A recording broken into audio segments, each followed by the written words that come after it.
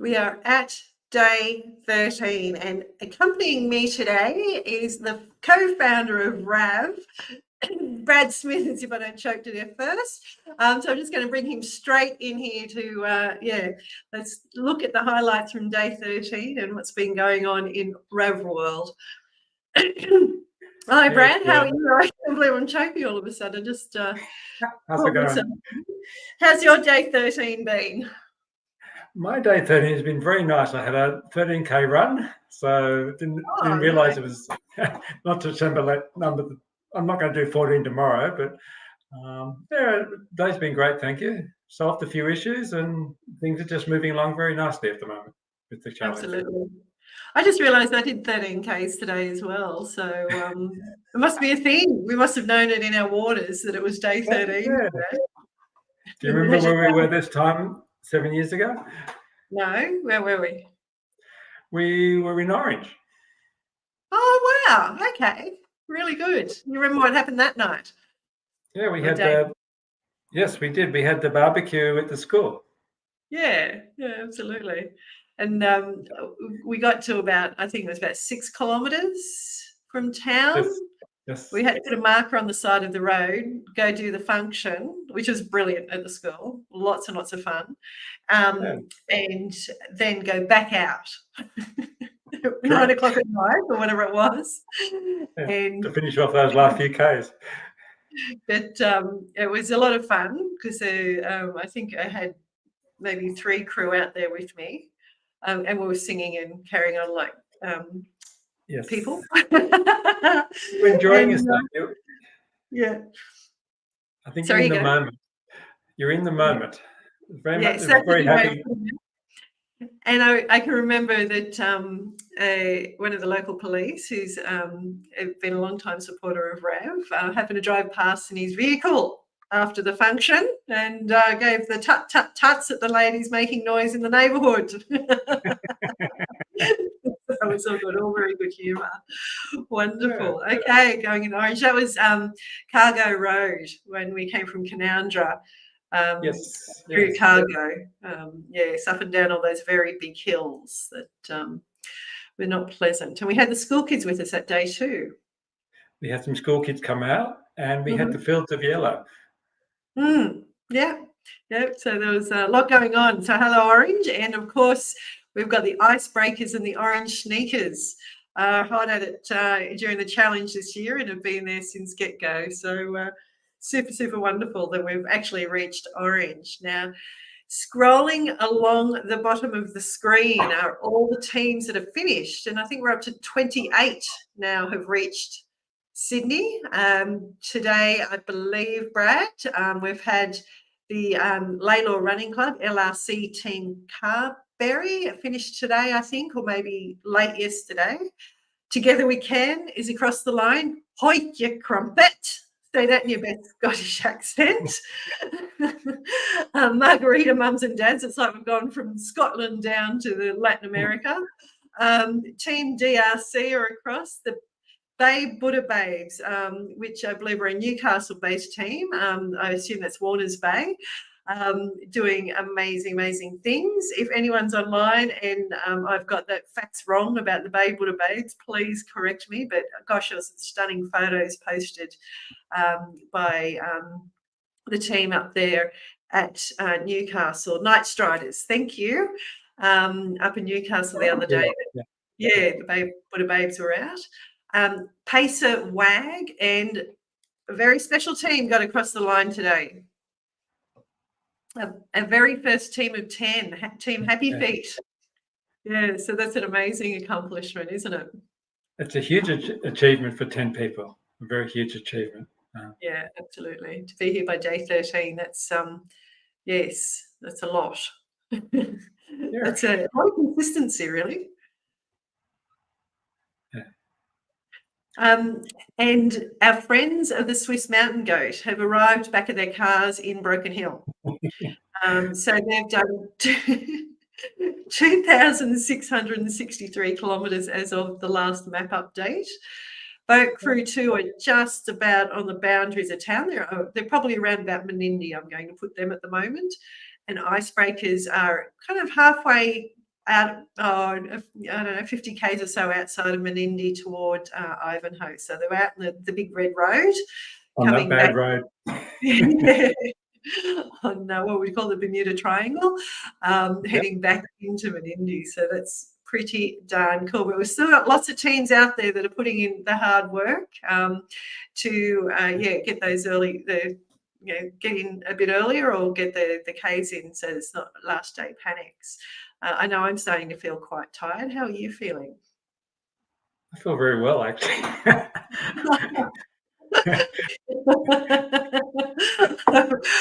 I was I was certainly leaning on my hand before we went to air. I was just like, oh my gosh, my body feels good. I'm just tired. I've got to say, really tired. So, but I was sitting. You go. Sorry, the legs are behaving themselves at the moment, so I'll ride with that for a little while. All right. Yeah, absolutely. I was feeling a bit flat before, and then I was scrolling through Instagram, and I saw one of the reels by the Central Coast Shelter. Love Bites and Blisters is the name of their team, and oh gosh, if you haven't caught up with their reels on Instagram, you need to do it. They are hilarious. Yeah, there's a brilliant one, absolutely brilliant one. They've used a bit of footage from, I think it's Jumanji. And I think it's making jokes about stampedes and animals stampeding. Absolutely hilarious. So if you need a bit of a pick-me-up, I guarantee you need to get onto that the Central Coast Shelters Instagram feed, and you'll get yourself a really good laugh and some really great energy from those amazing young people. So what else have we got for news here? Let's have a look. We've hit $58,000. That's incredible, isn't it? It's very much so. And so we've got to get to 60 in the next couple of days. And then 60, 67 was last year's total. Yes, it was. Yeah, absolutely. So it's 67,000 last year. So what are your odds here, do you think, of getting to 67? You've got to, we might put a cup of tea on the line here. Well, I put a cup of tea on the line last time. I think I said 70. Okay. I'm still sticking with 70. We'll have a last minute rush. You can feel it in your waters that we might get to $70,000. That would be amazing. Absolutely amazing. Would be cool. It'd be really, really cool. Yes, very much. Yeah, too right. And how long are we leaving the donation pages open? Are we going through to the end of September? The end of September. I think Race Roster keeps them open for 21 days after the event, but we can keep it open if the number starts climbing above 70 and we want to see how high we can get it. Or if we're sitting at 69,995, Brad will make the executive decision to leave it open for anyone who happens to have a spare $5 in their back pocket. Correct. Yeah. And tick it over. But that's an amazing effort, and as we've sort of said before, it roughly costs about $500 to train a facilitator, a Love Bites facilitator. So 58,000, that's a lot of facilitators trained, and of course if we get them into group situations, then that becomes even more cost efficient. So correct. Yeah, so very cool. And there is a grants program that NAPCAN run for this. So the most important thing to do is to get onto the NAPCAN newsletter. So you go to napcan.org.au and you sign on to their newsletter, and that's when you can find out when the grants program opens and they take applications, which is usually later in the year, isn't it? So for people that are keen to access that funding, then that's the way to go about doing that. Get onto the NAPCAN newsletter. And we've got Lisa Waters on tomorrow night, who is the CEO of NAPCAN. So we will be talking, absolutely, talking all things NAPCAN, Love Bites, and of course how the team NAPCAN are going against the Youth Council. NISO, the NAPCAN Youth Speak Out. We had Oliver White on, golly gosh, when was it now? It feels like forever ago, who threw down the challenge. Yeah. I'm in the NISO team. I actually joined the NISO team Oh, what? because I didn't have a team. I'm going to have a look, secretly look at the proportion of kilometres that Brad has contributed to that team. I don't know if Lisa's going to be too happy with you. Well, NAPCAM's still leading us. We were close for a while, but they pulled away again. I should have just been watching it in the background because I heard Oliver speak when he was speaking about the little bit of rivalry there. I thought it might be nice just to spice it up a bit anyway. That's good. That is excellent. Wonderful, wonderful. Okay, so Brad, I have a question for you. Yes. Caring conversations is our theme for this year.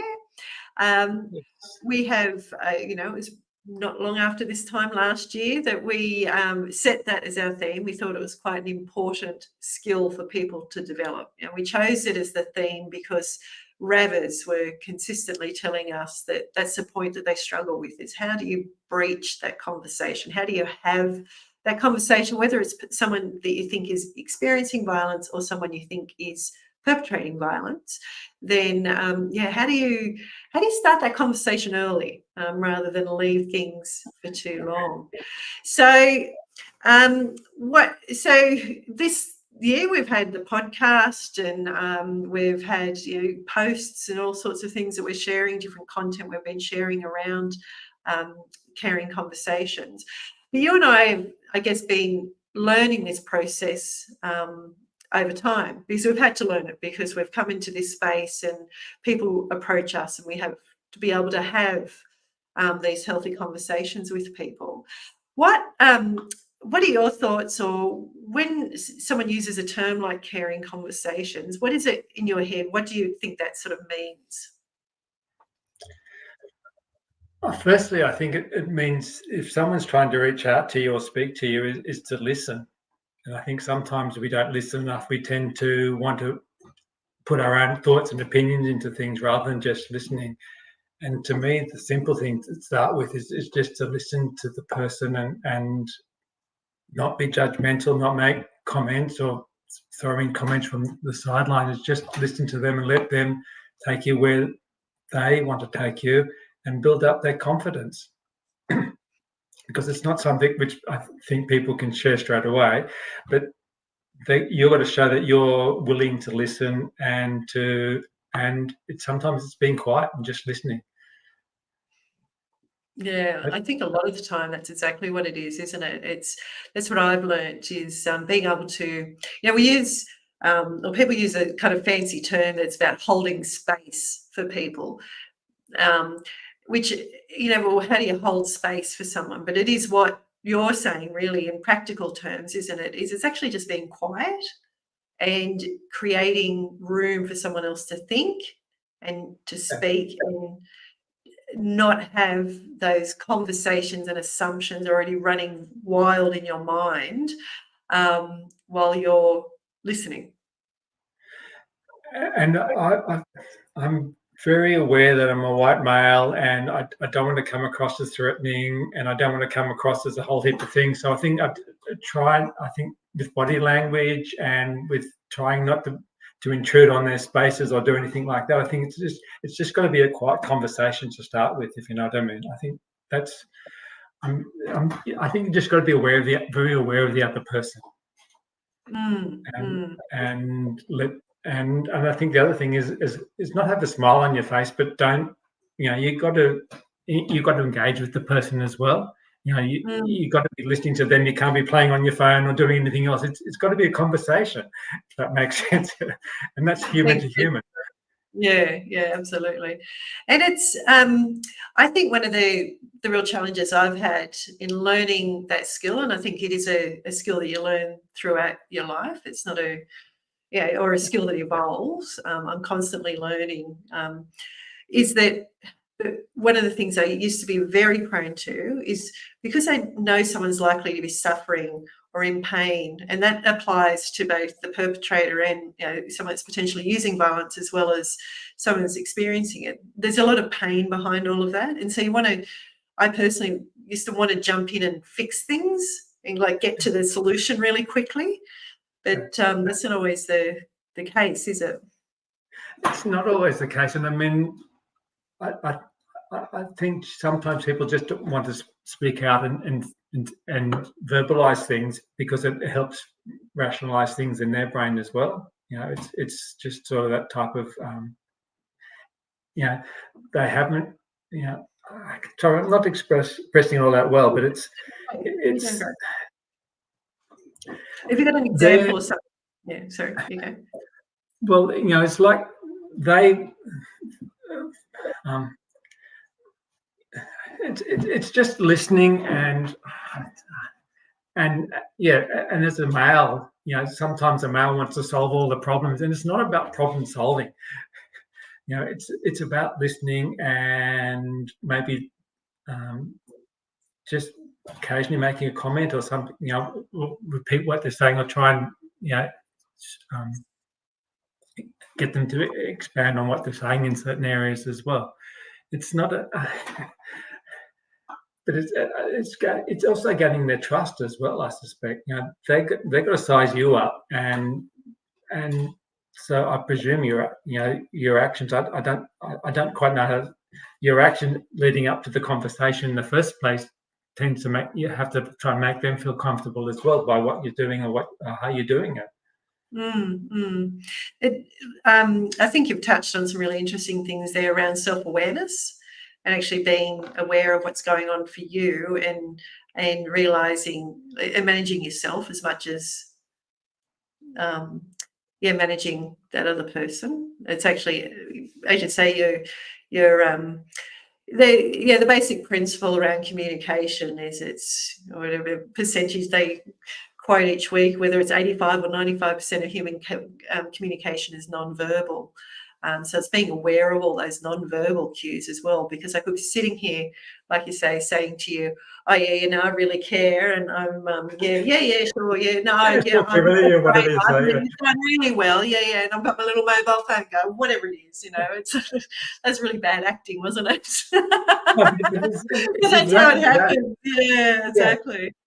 And it's a lot of non-verbal cues. It's a ton of, you know, and you know, I'm aware when I'm out in the nighttime, you know, when I'm doing a run or something like that, to make sure that, you know, if you see someone by themselves, that you don't run through them, you run around, you know, you make sure they hear you and things like that, because they're verbal cues as well, if you know what I mean. You're showing that you care and that you recognize it, you know, that can be, people can feel threatened by that. Yeah, absolutely. And it also, so have you found any situations that you've really sort of struggled to be able to hold that space or hold that conversation at all? Or what are some of the challenges you've faced at times with it?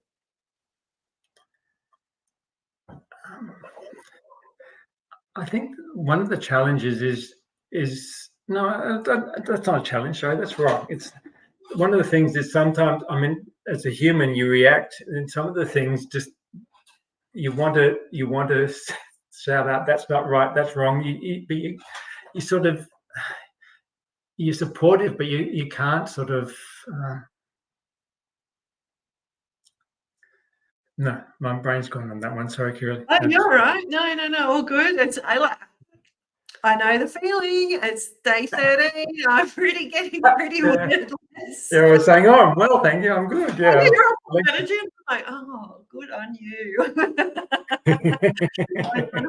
I can remember, this is a classic example of that, not with adults, but with kids. I was talking to a bunch of infants kids. So what age? That's about 7, 8 years old, sort of thing. They were really little, and they were down to about 5.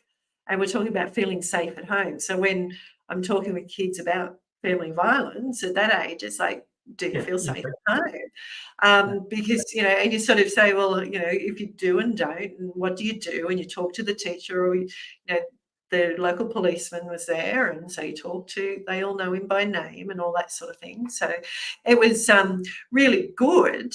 And then one of the little kids said, "Oh, he said it in a way that was quite humorous. That, oh yeah, when mum, dad does this or mum does that, everyone's yelling and shouting at each other, and at first I couldn't help it, like a little kind of laugh almost escaped because this kid was doing it, and then I had to catch it because it was my discomfort in that situation. I'm like, this code might actually be for real. It's sort of the way he was saying it was quite animated, and it was sort of like he was putting on a bit of a show. But then I caught myself and I thought, no, this could actually be authentic. And I went up to him afterwards and made sure that the appropriate processes were in place to support that child. And the teachers were there straight onto it and everything else. But it is those sort of funny, uncomfortable moments. You think, oh gosh, and it's all that conditioning that we've had in generations gone by, I guess, or in past years, that we now have to stop and go, actually, that's not the right response. The right response is, that this could be really authentic. So to keep that open space and open mind, I guess, and not go for those kind of knee-jerk reactions around things because I'm feeling uncomfortable. I tried to explain the complex situation really quickly then, but it's that sort of thing, isn't it? It's that idea of, well, I think I've got some preconditioned responses to things because it's about relieving my discomfort and lengthening things. And I've had to learn how to stop those automatic responses, is a way of expressing that, I guess. So it's not an easy thing to do. No, and sometimes you have to be uncomfortable. You can't not. You have to keep that inside you, don't you? Yeah. Or process it and acknowledge it. The conversation goes on in my head these days when I feel that sort of thing go, because I can feel when I'm kind of reacting to something. I'm going, is this the thing that wants to come out of my mouth? Is that because is that for my benefit or for theirs? Do you know what I mean? So my benefit to relieve my discomfort, or is it about actually supporting them? So that's a little bit of a mental check I do on myself sometimes, and I just slow down enough to be able to buy that space for myself too and process that and be with it. So lots of L plates here. I've got big L plates on with a lot of this stuff. So very good. There is particularly in the podcasts, I think the one with Tim Moore, Dr. Tim Moore, Hayley Boxall and Brenton, who will be the last episode to be put up on Tuesday, I think it goes up.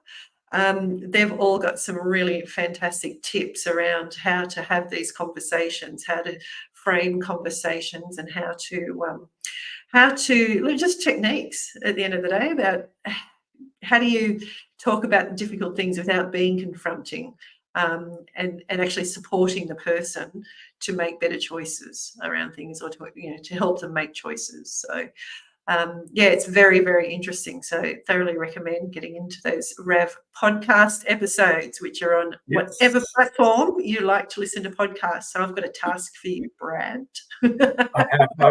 I've been listening. I've listened to Brenda's one, and I work my. I'm behind in the podcast. Okay, that's good. At least you're up to Brenda. That's good. It's an amazing story. That Brenda, what she's done with her life is just phenomenal. That's the wonderful part about it is you can turn something which is a tragic situation to something which is benefiting a whole heap of other people now. Yeah, absolutely. Wonderful, Brad. Well, that's our nightly catch up for tonight. Is there anything that you wanted to comment on or let anyone know about, or anything? No, things are running rather coolly at the moment, aren't they? I think so. Yeah, so let's just hope they continue that way.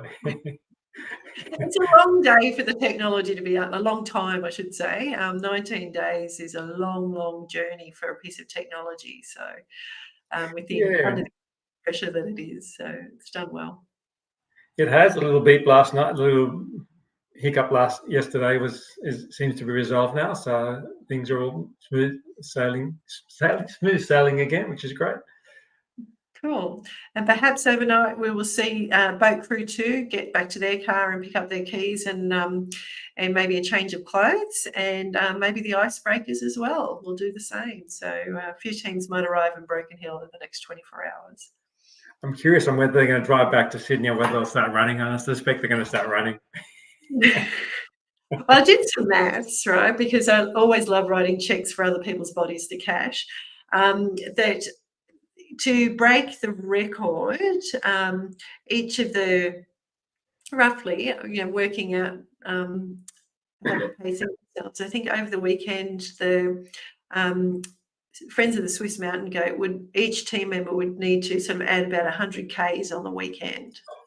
And then I think they'd be within grabbing distance of that record, which tells you just how big that record was or is, how much work it's involved. So they still need to, if they're 2,600, they've got to get to 5. They've got to come back to Sydney and get most of the way back to Broken Hill Tuesday midnight to be able to break that record. So, and they've got 2 very good teams chasing them at the moment. So we'll see how it all unfolds. But they got a weekend. The Sydney Marathon's on this weekend, so maybe that'll, some of the Sydney crew, they've got something to keep them out of mischief. So yes. So the people that are running the marathon might be out of action though, because they'll have to taper. You're not going to, unless they're crazies and do a marathon on the Saturday and Sunday. And Sunday, yeah. There's some crazy people around who might do that. Some crazy people I know who ran 80. How many days you could do 80 kilometres? Yes, yeah, quite a few. 80. So, it was okay when it was 80 days, wasn't it? It was the 90s that hurt quite a lot. So you did the 90, then I think we settled down 85, 86 the next couple of days across that Ivanhoe Road. So I mean, they should be able to do it. Yeah. Why not? I think I've got about a marathon to go, and I've got my gold medal, so that's all I'm focusing on at the moment. Cool. Yeah, I think I've a little bit less, but yes, the same theory. Just see what I can get out. Very good. Well, I'll see you in a few nights' time, Bradley. Thank you. Thanks, Kirrily. Catch you later. Good night. Bye. No.